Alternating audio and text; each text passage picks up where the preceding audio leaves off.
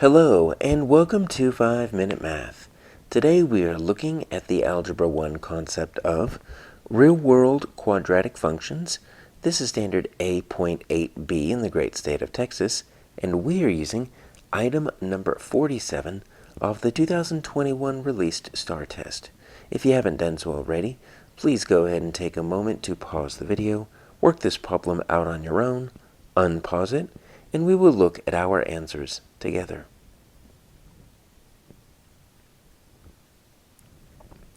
So we have a scatter plot here showing the relationship here between sales and pastries and profit. Right? So we've got our price over here on our x-axis. We've got the profit. And very interesting here, they found their greatest profit right here at about $3.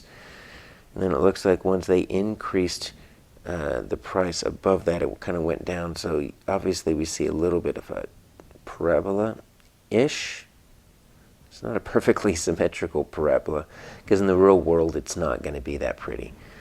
So we're looking for which function best models this data, right? And so we're going to use a process called quadratic regression. And what this is this is a process that we can use. Obviously, we are going to use technology, as you see the calculator on the screen, because it is technically possible to do this by hand, but it's a real pain in the neck. So quadratic regression is going to help us find a parabola of best fit.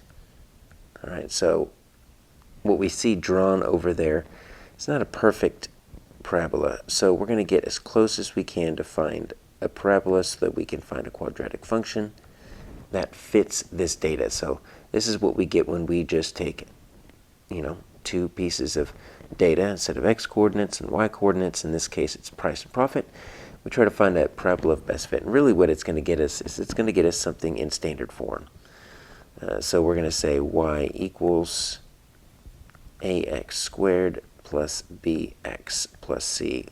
What we're looking for is what is our a, what is our b, what is our c. If we can find that, then we can find our parabola of best fit. And as you can tell here, I'm going to label these for a and b. We've got an a, b, and c.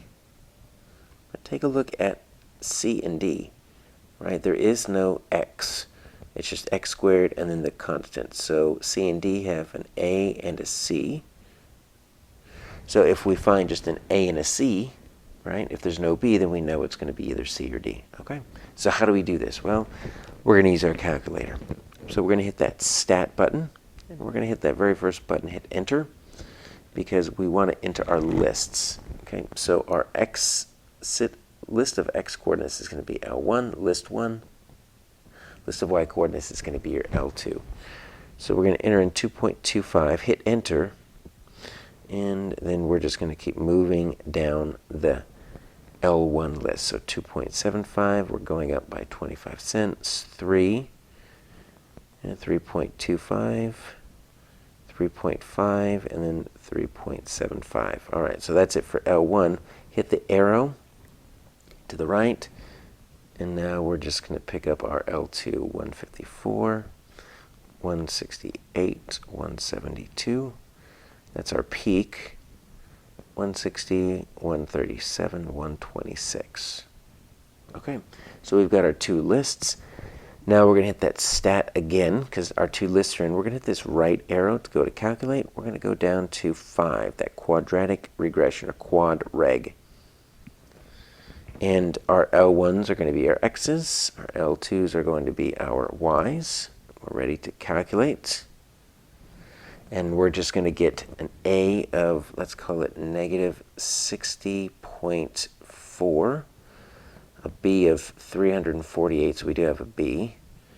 And negative 334, let's call that 0.2.